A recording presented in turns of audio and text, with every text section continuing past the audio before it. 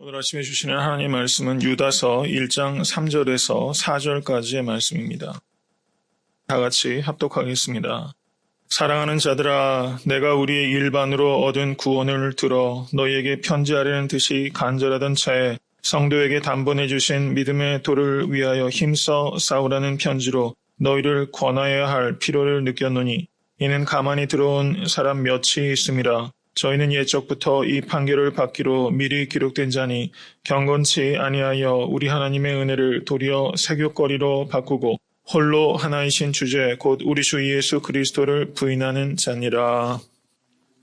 유다서 1장 3절에서 4절 말씀은 유다가 유다서를 기록한 배경과 목적을 기록하고 있는 부분이라고 말할 수 있습니다. 유다는 3절에서부터 본론을 시작하면서 사랑하는 자들아 라고 말하고 있습니다. 사랑하는 자들아 라고 17절에도 유다가 그렇게 말하였고 그리고 20절에도 사랑하는 자들아 이렇게 부르고 있습니다. 유다가 이 수신인에 대한 이 사랑의 마음을 이 짧은 글을 통하여 3번이나 절절하게 표현하고 있다는 것입니다. 목회자가 성도들에 대하여 그리고 성도들이 성도들 간에 이와 같이 풍성한 사랑을 표현하고 나타낼 수 있는 그런 공동체가 될 수 있기를 간절히 바랍니다. 유다서를 기록한 목적을 한마디로 요약하자면 믿음의 도를 위하여 힘써 싸우라라는 것입니다.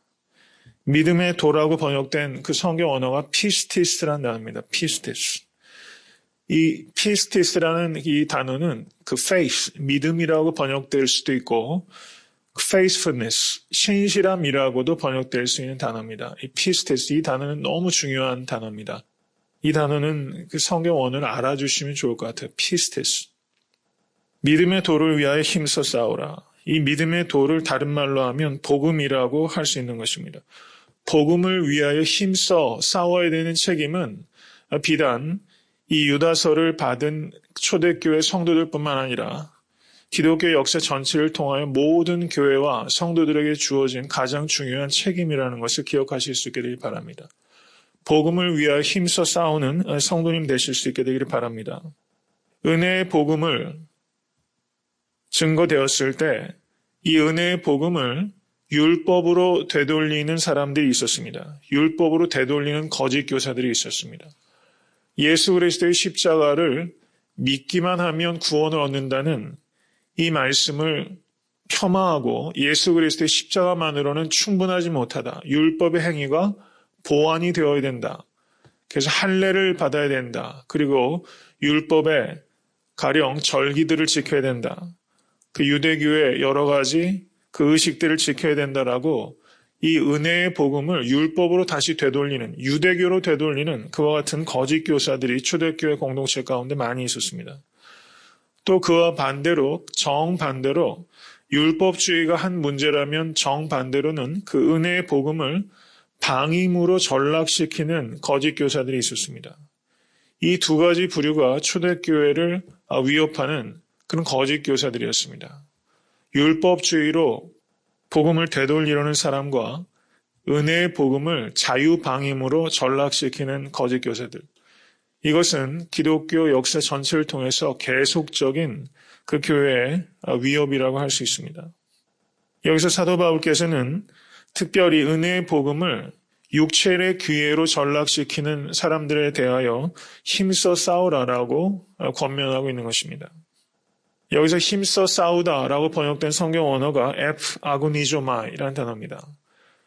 아고니조마이. 이 단어가 어떨 때 사용되는 것이냐면 그 그리스 로마에서 그 체육 경기들이 많이 있었습니다. 올림픽 경기라든가 고린도에서 올림픽 경기에 준하는 큰 체육 행사가 있었습니다.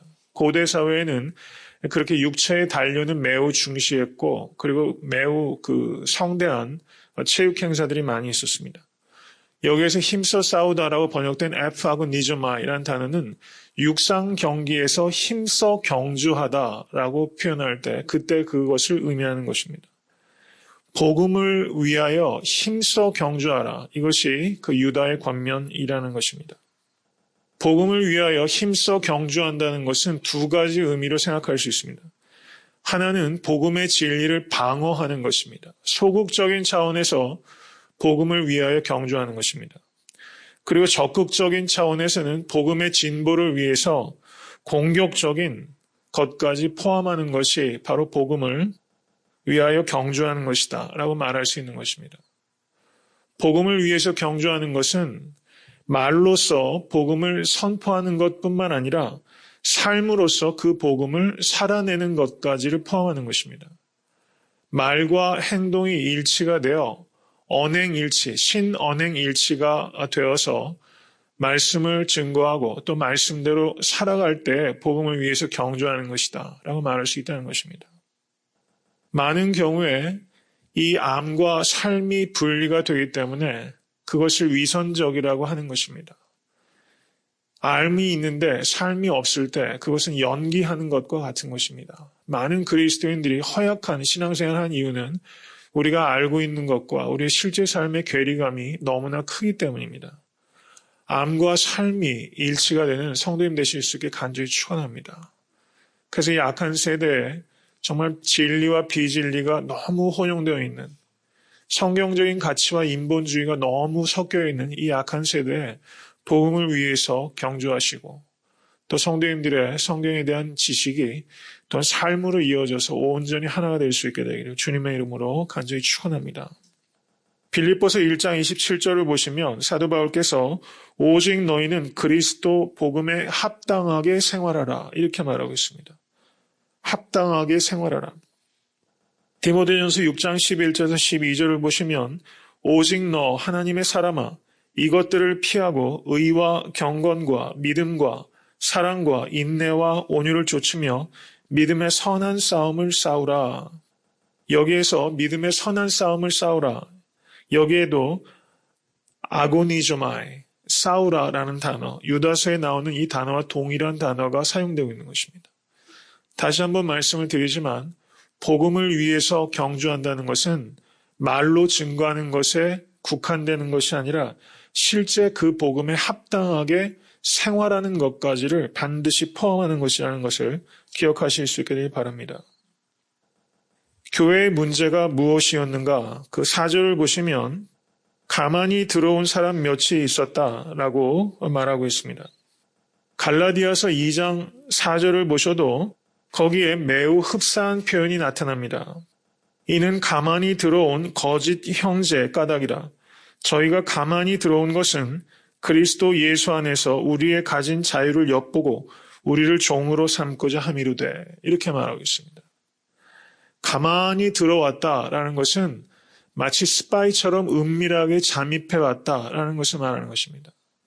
떳떳한 사람들은 이렇게 들어오지 않습니다. 가만히 들어왔다라는 것은 이 사도 바울도 갈라디아서에서 이 가만히 들어온 자들에 대해서 경멸을 표현한 것입니다. 그리고 유다도 교회에 이렇게 가만히 들어와서 은밀하게 들어와서 거짓 복음을 전파하는 자들에게 대해서 경멸을 표현한 것입니다. 우리는 거짓 복음을 증거하는 사람에 대해서는 단호하게 경멸을 나타낼 수 있어야 됩니다. 우리는 복음의 본질을 훼손하는 사람에 대해서는 단호할 필요가 있다는 것을 오늘 말씀을 통해서 깨달을 수 있게 되기를 간절히 바랍니다. 제가 누누이 말씀드리지만 우리는 본질에 있어서는 강철과 같고 비본질에 있어서는 갈대와 같아야 되는 것입니다. 거짓 복음을 증거하고 이단 사설을 퍼뜨리는 사람에 대해서는 단호함을 가질 수 있는 교회와 성도가 될 수 있게 되기를 간절히 바랍니다. 이들이 뿌려놓는 거짓된 가르침, 그것은 하나님의 은혜의 복음을 악용하는 것이었습니다. 이 거짓 교사들이 어떤 사람이었는가? 그 4절을 보시면 세 가지로 이들을 표현합니다. 경건치 아니하여 우리 하나님의 은혜를 도리어 색욕거리로 바꾸고 홀로 하나이신 주제 곧 우리 주 예수 그리스도를 부인하는 자니라 이렇게 말하고 있습니다. 이들은 예수 그리스도께서 그리스도인들에게 가져다 준 자유를 육체의 기회로 전락시켰던 사람입니다. 우리가 행위로 구원받은 것이 아니기 때문에 우리가 어떻게 행하든지 우리의 구원과는 전혀 무관하다. 이렇게 이야기를 하면서 육체를 어떻게 놀리든지 간에 그것은 우리의 구원과는 무관하다. 그래서 하나님의 은혜의 복음을 육체의 색욕거리로 전락시켰던 사람입니다. 도덕적인 삶, 윤리적인 삶이 아무 소용이 없다. 그것은 구원을 얻는데 아무 상관이 없다. 이렇게 말했던 사람입니다. 그리스도인의 자유를 방종으로 전락시켰던 것입니다.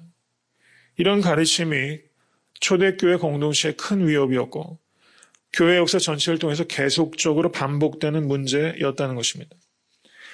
우리는 분명히 행위로 말미암아 구원을 얻은 것이 아니라 오직 하나님의 은혜로 구원을 얻은 것입니다.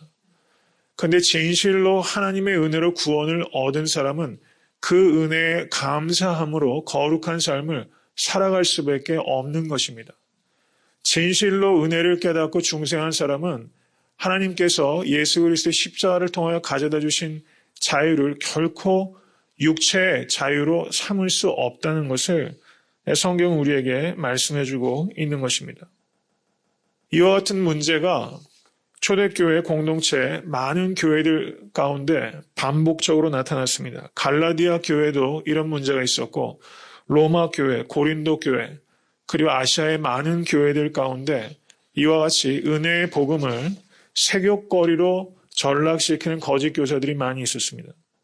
이에 대해서 사도 바울은 로마서 6장 15절에 그런즉 어찌하리요 우리가 법 아래 있지 아니하고 은혜 아래 있으니 죄를 지으리요 그럴 수 없느니라 이렇게 단호하게 말했던 것입니다.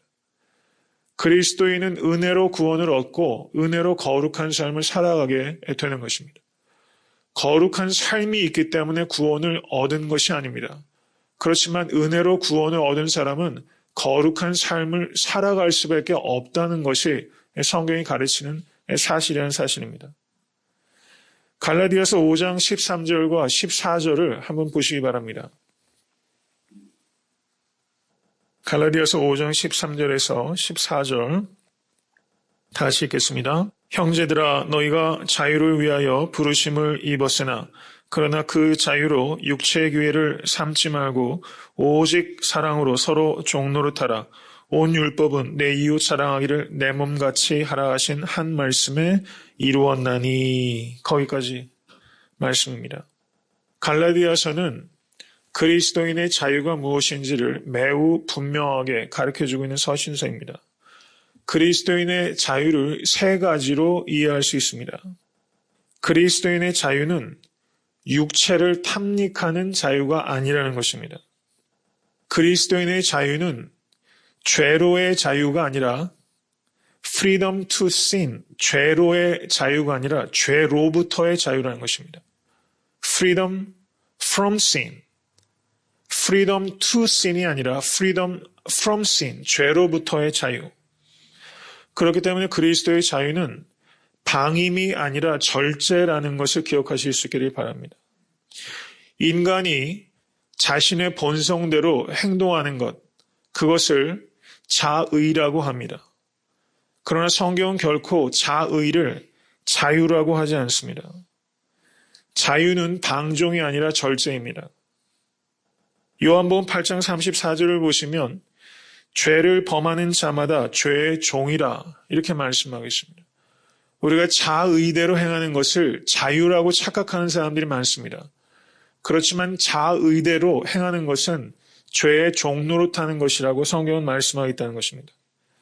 디도서 3장 3절은 우리도 전에는 어리석은 자요, 순종치 아니한 자요, 속은 자요, 각색 정욕과 행락에 종노릇 찬 자요, 악독과 투기로 지낸 자요, 가증스러운 자요, 피차 미호한 자이었으나 라고 말하고 있다는 것입니다. 자의로 행하는 것을 성경은 분명하게 죄의 종노릇하는 것이다 라고 말씀하고 있다는 것입니다. 그리스도인의 자유는 무엇인가? 죄의 종노릇하는 것이 아니라 의의 종노릇하는 것입니다. 의의 종노릇하실 수 있게 되기를 주님의 이름을 간절히 축원합니다. 그리스도인의 자유는 방종하는 천박한 자유가 아니라 절제하는 고상한 자유입니다. 절제를 통하여 그리스도인의 자유를 나타내실 수 있기를 간절히 바랍니다. 조금 여담이지만 어저께 한국의 총선이 끝났는데 한국의 노원구에 김용민 씨라는 그 젊은 사람이 나왔어요. 정말 신문에 나온 그 사람 막말을 이렇게 보다 보니까 참 어떻게 말로 표현을 넘길 수가 없을 정도죠. 그런데 그거에 열광하는 사람이 수백만이랍니다. 참 얼마나 한국 사회가 무너지고 있는지 기본적인 인성과 도덕이 땅바닥에 떨어졌습니다. 그리고 그것을 자유라고 생각합니다. 이게 도대체가 얼마나 천박한 자유, 세상에서의 자유가 얼마나 천박한지 몰라요. 그렇게 자기 맘대로 말하고 자기 맘대로 그 말이 아니라 그 짓거림이죠. 맘대로 이야기를 하고 배설하듯이 토해놓고 그리고 그것이 무슨 해방구려도 되는 것처럼 젊은 사람들이 열광하고 이 세상에 얼마나 천박한 자유가 난무하는지 알 수가 없습니다. 그리스도인의 자유는 그런 방종이 아니라 절제에 있는 것입니다. 두 번째로 그리스도인의 자유는 이웃의 유익을 무시하지 않습니다. 그리스도인의 자유는 이웃의 유익이 되건 안 되건 상관없이 나만 유익하면 된다라는 자유가 아니라는 것입니다.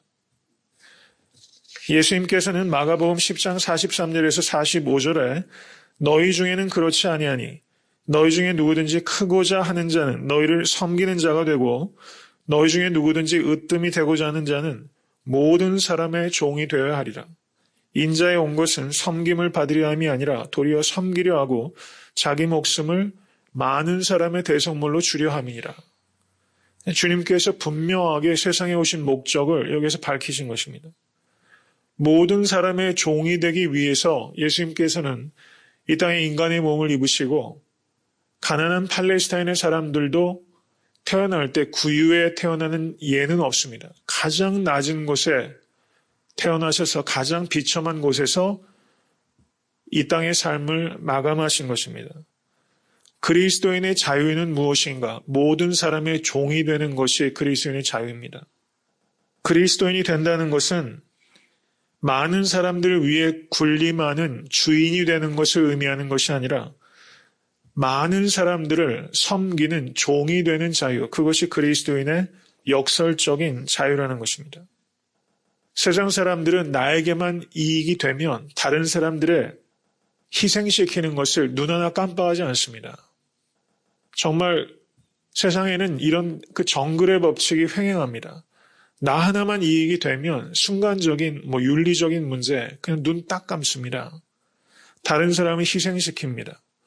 과정을 도외시하고 결과만 생각합니다. 그러나 그리스도인들은 결과보다 과정을 소중하게 생각할 수 있는 사람이 되어야 되는 것입니다. 그리스도인의 자유는 무엇인가? 그것은 다른 사람의 이익을 희생시키고 나만 잘 되면 되는 것이 아니라 이웃의 이익을 위해서 자신을 희생시키는 자유입니다. 매우 역설적인 자유입니다. 이거는 은혜가 아니면 할 수 없는 행위입니다. 희생하면서 내 것을 내놓으면서 느끼는 기쁨. 이것이 그리스도인이 된 기쁨입니다. 성도를 섬기고 교회를 섬기기 위해서 물질과 시간과 노력을 쓰고 그것을 아낌이 없이 그렇게 섬길 때 우리는 역설적인 기쁨, 그것을 우리는 느끼게 되는 것입니다. 그리스도인의 자유는 이기심이 아니라 섬김이라는 것을 기억하실 수 있게 간절히 축원합니다. 그리스도인의 자유는 무엇인가? 육신의 종이 되는 것이 아니라 이웃의 종이 되는 것을 그리스도인의 자유라고 하는 것입니다. 교회와 성도들을 위해서 성도님들의 여러 가지 것들을 희생하는 것을 오히려 기뻐하실 수 있게 간절히 축원합니다. 우리의 섬김과 희생이 교회 안에서만 국한되는 것이 아니라 이 지역사회와 그리고 땅끝까지 이르러 우리에게 주어지신 분량대로 많은 다른 사람들을 위해서 섬길 수 있는 것, 그것을 감사하실 수 있기를 바라고 그와 같이 폭넓은 섬김을 위해서 형통을 구하실 수 있기를 간절히 바랍니다. 많은 이들을 섬기실 수 있게 되길 주님의 이름을 간절히 축원합니다. 그리스도인의 자유는 세 번째로 무엇인가? 그것은 율법을 무시하는 자유가 아니라 율법을 순종하는 자유입니다. 그리스도인은 율법으로부터 자유한 사람입니다. 그런데 율법으로부터 자유했다는 것이 율법을 무시하거나 율법에 불순종해도 된다는 뜻이 아닙니다. 우리가 하나님께 하나님의 자녀로 받아들여진 것은 율법의 요구에 순종해서 하나님의 자녀된 것이 아니라 율법의 저주를 담당하신 예수 그리스도를 믿음으로 말미암아 하나님의 자녀가 된 것입니다. 그런데 율법의 저주를 받아서 우리를 대신하여서 대속하여 주신 예수 그리스도를 참으로 믿는 성도는 율법을 사랑하게 됩니다. 그리고 그 율법을 성령 안에서 성취해 가게 되는 것입니다. 그리스도인은 율법주의자가 아닙니다. 그리스도인은 율법 폐지론자가 아닙니다. 그리스도인은 율법을 성취하는 사람인 것을 기억하실 수 있기를 바랍니다. 율법을 성취합니다. 성령 안에서 율법을 성취합니다. 율법에 멍해를 지는 사람이 아니라 성령 안에서 사랑하는 마음으로 기쁨으로 율법을 성취하는 사람입니다. 그리스도인의 이 땅의 삶은 완전한 삶은 아닙니다. 그렇지만 매 순간 말씀과 성령의 의지함으로 말미암아 성화를 이루어가는 삶이 되는 것입니다. 율법을 성취해가는 자유자가 되실 수 있게 주님의 이름으로 간절히 축원합니다. 그리스도인의 자유를 세 가지로 간단하게 요약해서 말씀드립니다. 그리스도인의 자유는 육체를 탐닉하는 자유가 아니라 육체를 통제하는 자유입니다. 그리스도인의 자유는 방종이 아니라 절제입니다. 두 번째, 그리스도인의 자유는 이웃을 착취하는 자유가 아니라 이웃을 섬기는 자유입니다. 그리스도인의 자유는 율법을 무시하는 자유가 아니라 율법을 성취하는 자유입니다. 율법을 순종하는 자유입니다. 그러므로 그리스도인의 자유는 세 가지로 요약할 수 있습니다. 첫째는 그리스도인의 자유는 절제요, 그리스도인의 자유는 섬김이요, 그리스도인의 자유는 순종이다. 이렇게 성경은 세 가지로 요약하는 것입니다. 참 자유자가 되실 수 있기를 간절히 축원합니다. 이와 같은 복음의 도를 지키기 위해서 열심으로 경주하는 애틀랜타 섬기는 교회와 성도님 되실 수 있게 되기를 주님의 이름으로 축원합니다.